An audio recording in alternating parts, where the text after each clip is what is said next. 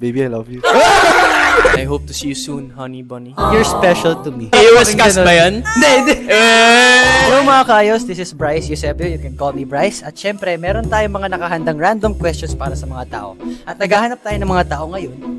Ayan, may mga tao. Pan camera to them. Tingnan natin kung ready na sila. Ready na ba kayo? Tanungin. Dito ko pala. Ready na kayo tanungin? Oh, sige, ready na. Ready na. Oh, ano yan? Ito ang tanong ko. Ano ang pinaka nakakakilig na sinabi sa'yo ng isang tao? Uy, nakakilig. Ako siguro, short lang pero sobrang nakakilig. I love you and I appreciate you. Ako naman, same kami ni Prince. I love you, I miss you, and I hope to see you soon, honey bunny. Di ba Ay! tayo nagsabi nun? Ay, ikaw pala yun! Si Prince pala nagsabi nun sa akin, guys! So, pero at least, sweet naman, di ba? Heartfelt. Yes. Sarap maging third wheel, no? Pero tayo lang sumagot, hindi naman... Oo. Parang kung sino magtatanong, sasagot din. Ikaw naman, Bryce. Oh. You're special to me. Wow! Sarap Iwas maging cast ganun. ba yan? Hindi, hindi.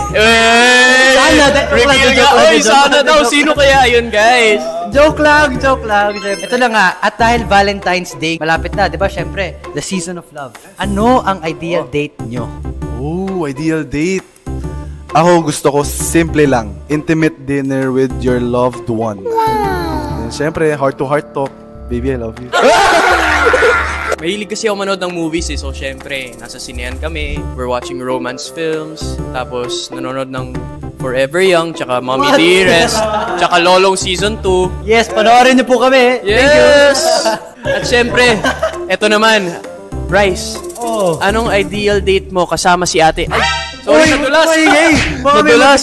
Sorry, nadulas! Makulit tong mga kaibigan ko, guys. Siguro ideal date, since special yung araw, di ba, Valentine's Day, siguro road trip, sa malayo, or pwedeng travel na rin. Anong gusto mong sabihin sa kanya, Bryce? Ano nga ulit ngayon? Valentine's, di ba? Valentine's. Happy Valentine's Day. Sana masaya ka.